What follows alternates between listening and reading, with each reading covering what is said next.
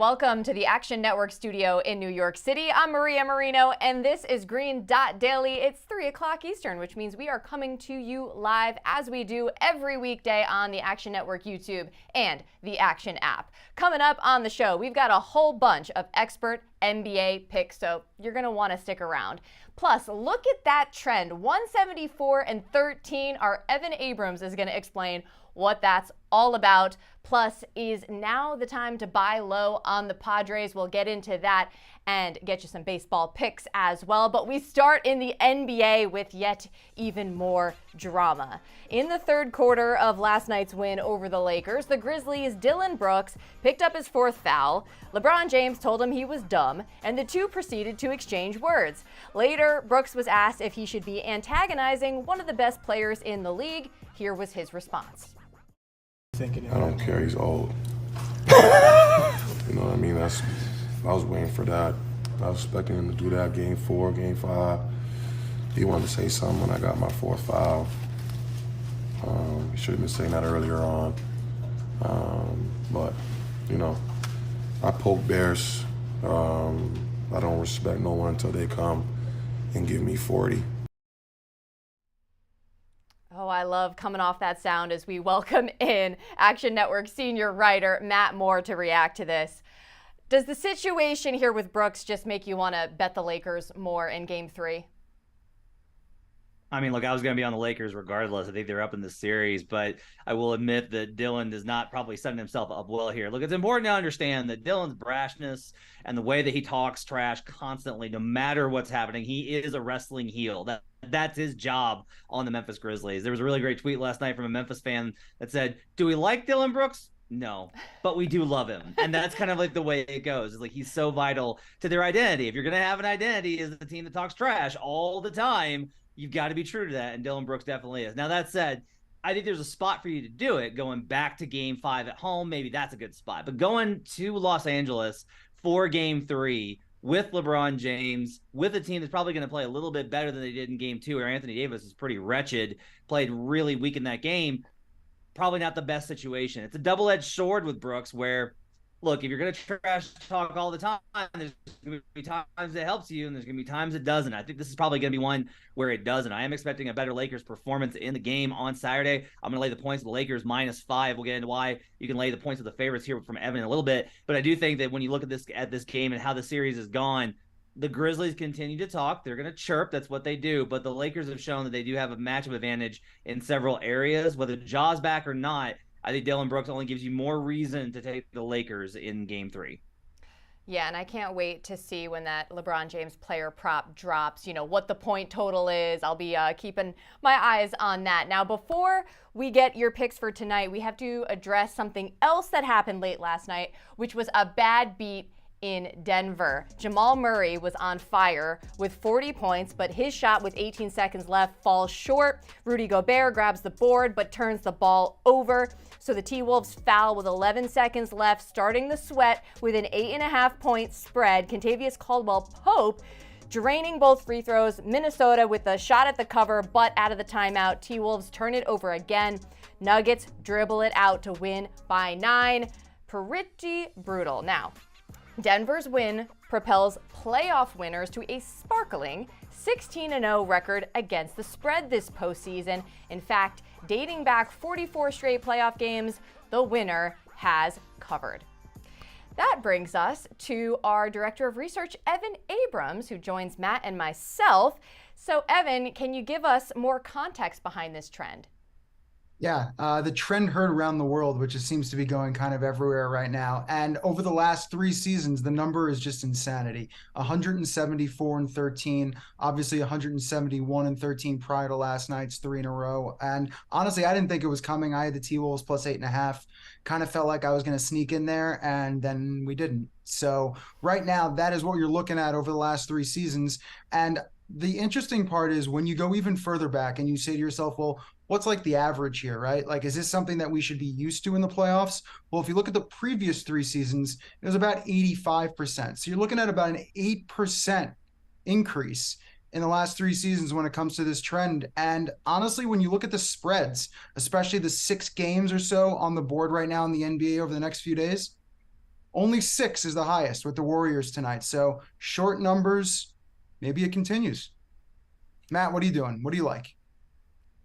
I'll say this. I think that part of what you're talking about here is the margin for when teams decide to foul and not foul. I think that we're not seeing as many games where teams that are deep into a deficit, if they're 7, if they're 8, they're not fouling inside of a minute as much. We're not seeing that as much. They're not kind of battling. As a matter of fact, if you're up 4, it's kind of what we've been tracking lately. If you're up 4, there's a pretty good chance that they're going to let you go ahead and run it out. Now, the question for that is, like, if the line's 5 or 6, I think in those kind of situations, because teams do foul a little bit more in the playoffs, you can see that margin kind of get home. But in general, I think the other thing that we're seeing is just favorites are dominating. We're seeing that in general, and if favorites are not dominating, it's usually because the regular season isn't necessarily showing the accurate team strength, and that's one of the reasons why I'm on Philly minus 4.5 tonight. Teams favored on the road after game 2 in the last 5 seasons, 12-4 against the spread. So we're seeing this trend where if you're favored on the road, you've covered, like, you've handled business because you are in fact the better team. We're seeing that if you're so good that home court advantage does not matter,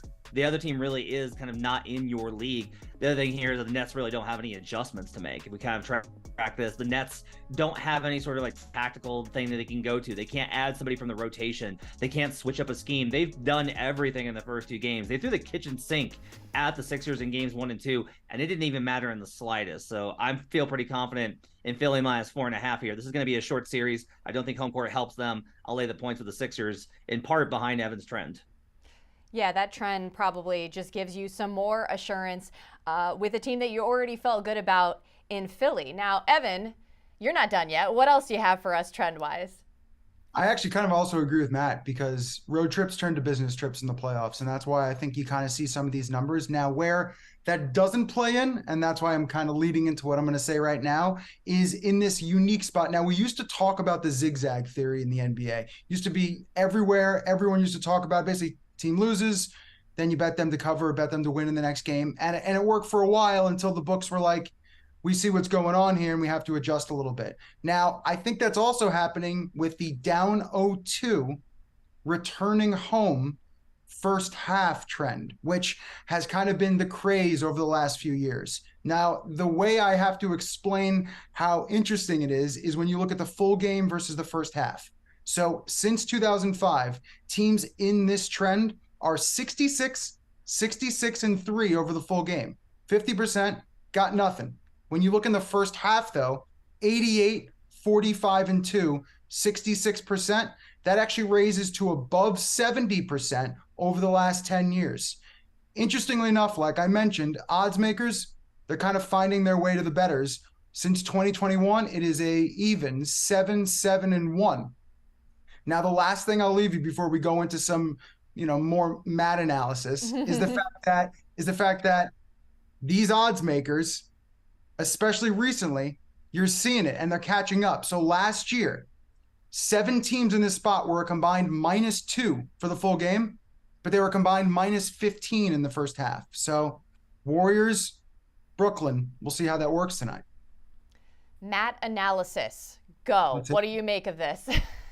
I think one of the things that's kind of interesting here, I'll be curious to see, you look at 2021, that's still impacted by COVID. And we still had even last year, a lot of the hangover from COVID in terms of the shortened off season. I'm wondering how much that's going to impact things with higher injury rates and things like that, whether or not we see kind of a regression to the mean. That doesn't mean that I want to bet it. I'm going to go ahead and follow this trend and stay away, at least from the first half trends, even if I do like the spot that the underdog is in. I think in general here, I think we're seeing the bookmakers having an edge in that situation is a good enough reason to stay away. If you know that the bookmakers are essentially adjusting the lines against what they should be in a neutral environment based off of whatever historical trend that would provide an edge, like, that's enough reason just not to bet it. I don't think there's any reason to go in when you know that the books are obviously juicing these lines in one particular direction. It's not enough for you to go back the other way, or we would be seeing the opposite trend reflect, right? So they've evened this out. I think for right now, it's a stay away. Let's monitor it, see what it looks like after this postseason. Then we can kind of figure out whether or not maybe there's a regression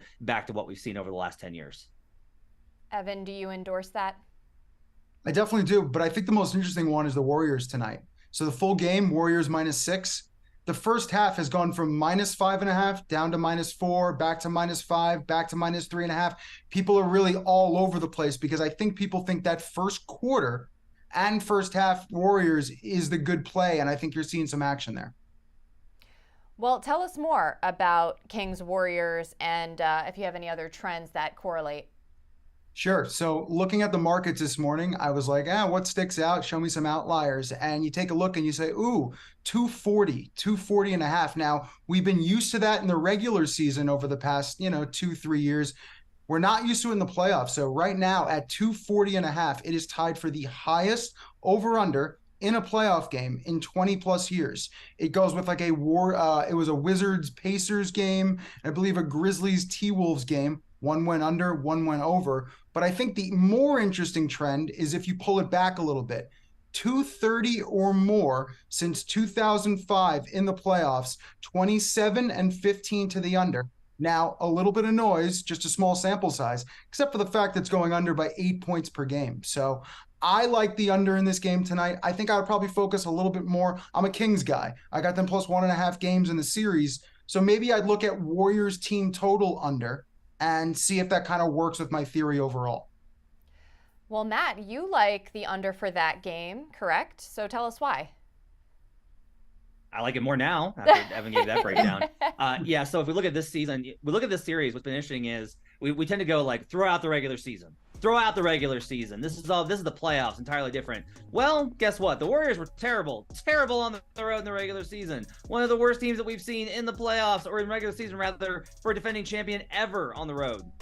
And yet they were 0-2 in Sacramento. But now they're back home, and what we see here is the under in Warriors home games is 23 and 17. The defense is way better at home. Like their defense, for whatever reason, I think some of it has to do with their miscommunication, how much points they give up off turnovers. But in general, just like their defense is better now. No Draymond, that's going to matter here. With Draymond suspended, you can read my article on that suspension in the Action Network app. But in general, I still think the Warriors are going to play a little bit better, more energy through the rotations, and they still, I think, will find a way to slow down the Kings defense. Meanwhile, even if you don't like that angle, you got the Kings side of this, which is the Kings were the only good road team in the association this season, and the reason is because of their defense. The Kings were 29th at home in defensive rating. They were 8th on the road. For whatever reason, the Kings have played better defense on the road all season. It's the only environment where we've seen them play well defensively. Kings road games, the under has gone 26 and 15 against the spread this season. So we've got unders in Warriors home games,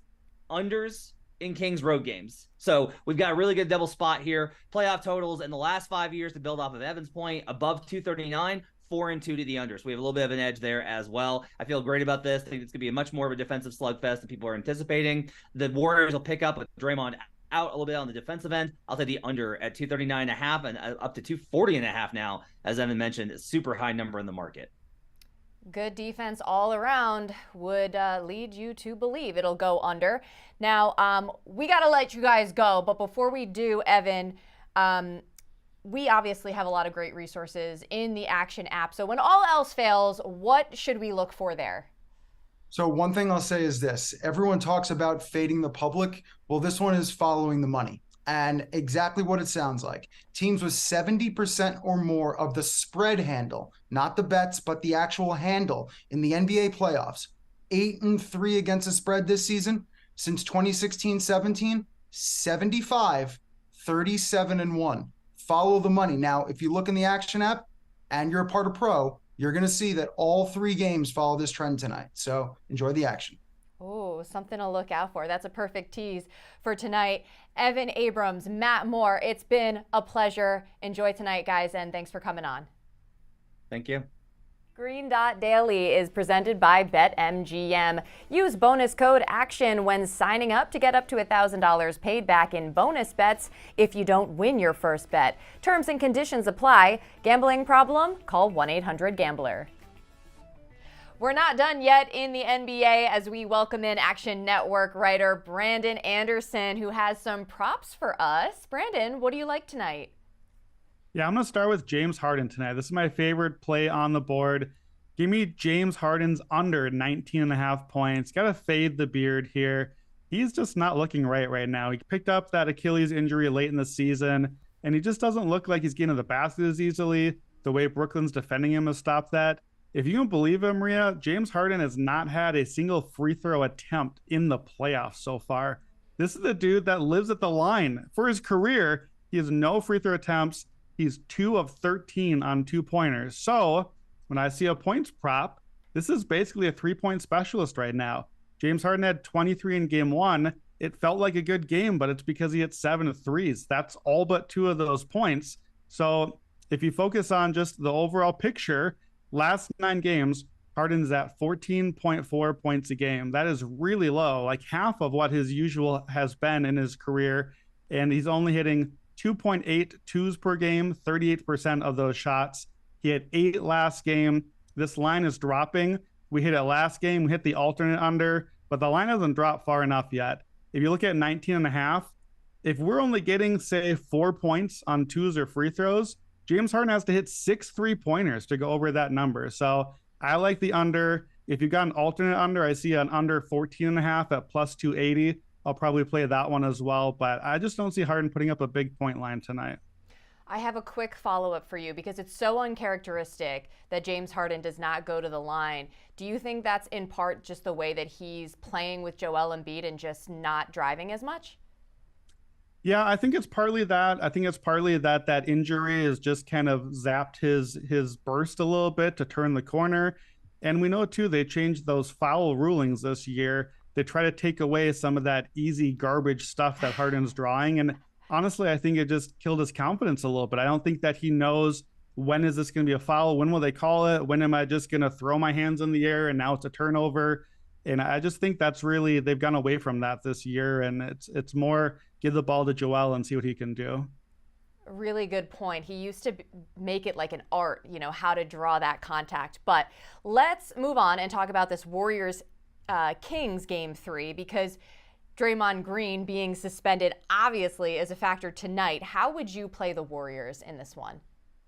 Yeah, so Draymond being out tells me we are going to see a lot of minutes from the few remaining key Warriors. We just don't have a lot of guys we can trust anymore. Dante DiVincenzo off the bench, wasn't good last game. Jonathan Kuminga, the young guy, only minus 10 in 4 minutes. They got him out of there real fast. Probably that gets a little better at home. Role players are better at home, but I see a lot of Wiggins. I see a lot of Steph Curry and Klay Thompson. So I got 2 Draymond Green prop angles here. First, Andrew Wiggins, over 6.5 rebounds.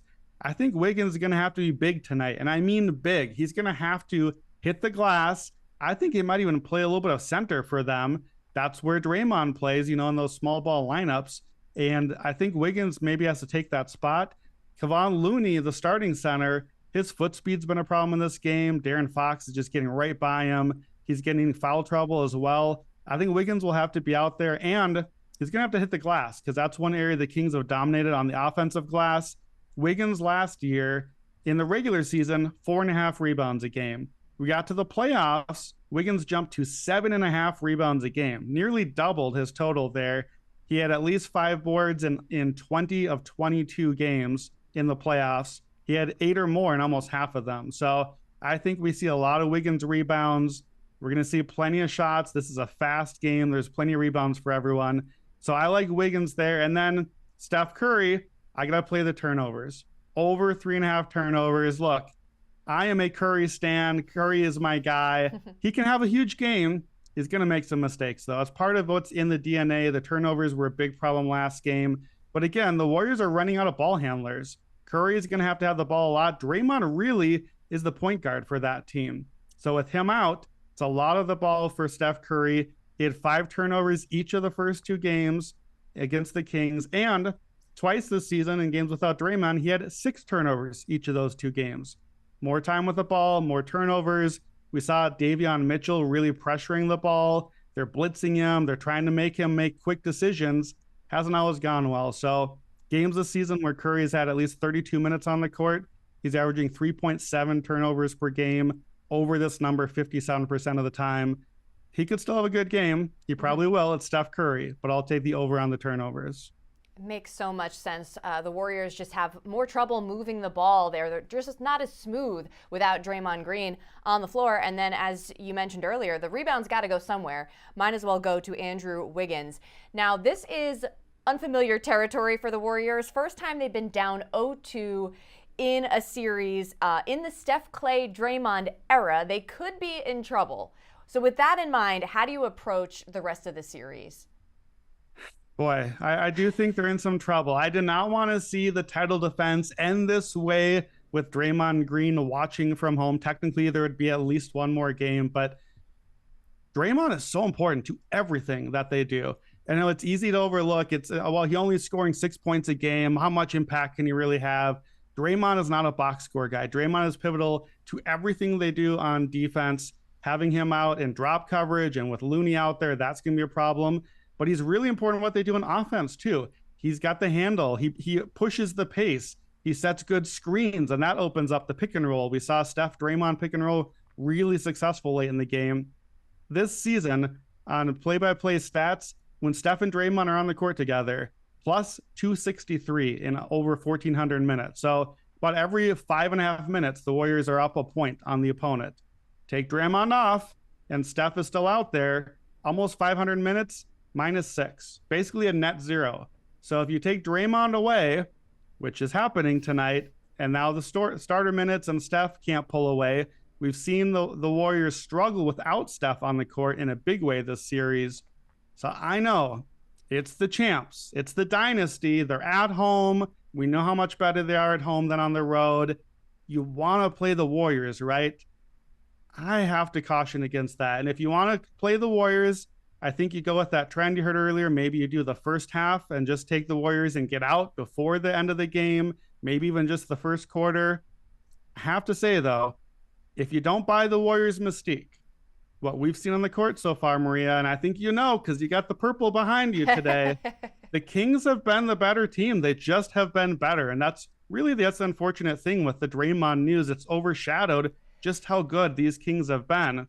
I think if you like the Kings here, no half measures. Don't play the cover. Play the money line. You heard that trend as well. Plus 190. Go for the whole win. And if you really want to get crazy, let's get crazy, Maria. Kings to win by 11 or more, plus 850. Kings to win by 26 or more, 45-1. Kings to win the series in 5 or less, plus 225. Kings to sweep, plus 900. I think those things are in play. I think, honestly, those are bad numbers. We are still not giving the Kings enough respect. That doesn't mean the Warriors can't do something crazy. We've seen it plenty of times. But I think if you like the Kings and if you are ready to fade the Warriors, those numbers are all in play. Absolutely. Even with the way the series has gone and how the odds have somewhat adjusted, there's still a lot of value on the Kings. All right, Brandon Anderson, thanks so much for the time. Thanks for having me. Over to baseball, and the Rays still have the best record in the majors, though their 3 losses have come in the last week. They also have a plus 83 run differential. They're at plus 110 to win the AL East, plus 400 to win the pennant, and plus 900 to win the World Series. As we say hello to one of our MLB experts, Anthony Dabbundo, we're going to play a little game of bet or pass, and we'll start with the Rays. They are the best team in the AL. Are you betting or passing? I'm going to bet that. I bet them to win the American League East this morning. You can find up to plus 125 out there on that. Fangraphs projects them at about 50.8%, so actually odds on to win the division at this point, and it's really a bet on their depth. They lose Jeffrey Springs for the year to Tommy John. They replace him in the rotation with Taj Bradley. Bradley has one of the 5 best fastballs amongst starting pitchers in his first 2 outings. He dominates the Reds the other night, strikes out 9 batters. So Bradley is a legitimate top prospect pitcher, and they have lineup reinforcements on the way potentially with Curtis Mead and Kyle Manzardo, 2 guys in AAA who have been hitting well. Manzardo this year and Mead all of last season. So there's a lot of potential prospects coming along for the Rays, and Yandy Diaz in the middle of a breakout season. Diaz always had the plate skills, always had the bat to ball skills. Now we're finally seeing him hit the ball in the air, untap some of that power. He's been one of the 3 or 4 best hitters in all of baseball the first 2 weeks of the season. So this is a lineup that is finally producing, and we know the pitching depth is there. So I don't think the Yankees and the Blue Jays, given how much they're struggling right now, the Yankees pitching depth is really being tested with all of these injuries. Carlos Rodon's going to miss more time, and the Blue Jays pitchers are healthy, but they've been very ineffective. Chris Bassett, Alek Manoah, really struggling out of the gate. Jose Barrios doesn't look like the same guy anymore. So some real red flags with the pitching and the other 2 favorites. I think Tampa should rightly be the favorite and should actually be odds on to win the division. All bright side for the Rays, but on the other hand, next up, the A's were pummeled by the Cubs last night. However, Mason Miller had a nice debut on the mound, 5 strikeouts, 2 earned runs in 4 1/3 innings. So Miller to win AL Rookie of the Year, would you bet or pass? I'm going to pass here. I think, the Miller's already down to about 20-1 at some places to win Rookie of the Year. I just don't see it. I mean, the stuff is there. He has the fastball, the cutter, and the slider, which all grade out as elite pitches. But the A's are going to manage him pretty hard, I think. He only went twice through the order. He was pulled immediately when the Cubs' third time through came up. He hasn't really pitched a lot the last couple of years because of those injuries.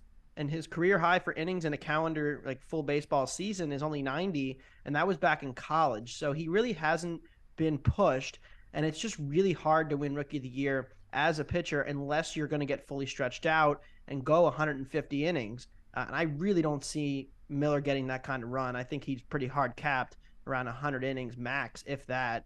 And that's on a team that's not competitive. So they don't really have any incentive to push him come August and September. He has similar, I think, skills to Spencer Strider and his pitch mix and how dominant his stuff can be for strikeouts. But Strider was much more stretched out, and he was pushed on a contending team.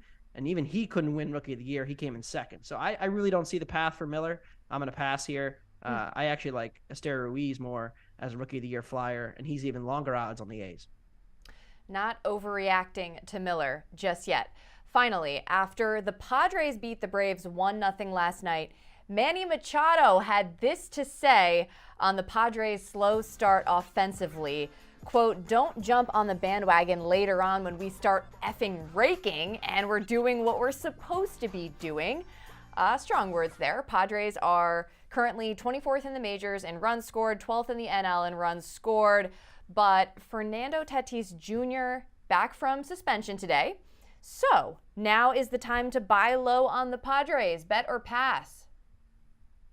Yeah, I'm more likely to bet the Padres than pass here. And it's more in the National League West than the rest of the National League. I still think the Braves are the cream of the crop in the league. And I even think the Mets may grade out, if healthy in the playoffs with their starters, as better than the Padres. But it's not just Tatis that's coming back, but Joe Musgrove that's going to come back and really shore up a rotation that has really struggled to start the season. We have not seen great stuff out of Michael Wacha at the back of the rotation. Nick Martinez has gotten hit hard. Blake Snell and Yu Darvish have been up and down to begin the season. So really, the bet on the pitching hasn't quite made it to this point. The bullpen depth has also been a big struggle. They're bottom 10 in bullpen xFIP.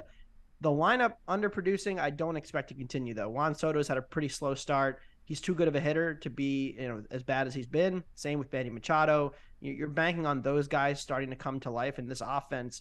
But this divisional bet is more so a bet against the Dodgers, who are now resorting potentially to playing Mookie Betts at shortstop, because they're struggling so much for production at the position and have so many injuries. Mookie at short, they're going to shove an extra outfielder in the lineup. This team has major holes, and I don't know if the Dodgers are going to go all in at the deadline. I think this might be just a recycling down year for LA. And so if they're going to slow and not be the same LA of the past, Padres should probably be the favorite to win this division. Right now, the Dodgers minus 130, Padres plus 130-ish out there. I think you'd have to look to the Padres to win more games than the Dodgers this year. Well, this segues nicely into your first pick for this evening. The Padres begin a road series against the Diamondbacks. What's your play there? Yeah, I actually like Arizona tonight. It's another bet on the Diamondbacks for me, and it's another bet on one of their young starters. Ryan Nelson and Dre Jameson have been two guys that I bet every start this year, and I'm going to bet Nelson again at home against this Padres lineup. I know Tatis is back. There's going to be a lot of excitement, but this is still an overvalued team because Michael Wacha just hasn't been very good. If you look at the pitching plus projected coming into the season, the projected ERAs, Nelson was around a 4.1. Wacha is about a 4.25. Since the start of the season, though, Michael Wacha's fastball is the worst fastball amongst all starters in all of baseball. And there's some pretty bad ones that have been getting starts every 5 days. So Wacha's fastball has fallen off a cliff. His secondaries are not good enough if he can't establish with it. So he's been getting crushed. Nelson, meanwhile, his stuff is going the opposite direction, and his xERA is in the mid-threes. So I am a huge starting pitching advantage for Arizona here. Pretty solid one at home. And, we talk about bullpens. Josh Hader is, of course, great, but the rest of that Padre bullpen has a much worse expected FIP this year than the Diamondbacks. So I'm going to take Arizona as a home underdog tonight. Fair enough. What else are you picking tonight? Yeah, Giants Mets under 8.5. I joked about this on Payoff Pitch on Tuesday with Sean Zerillo. The he went to Driveline is the new he went to Jared.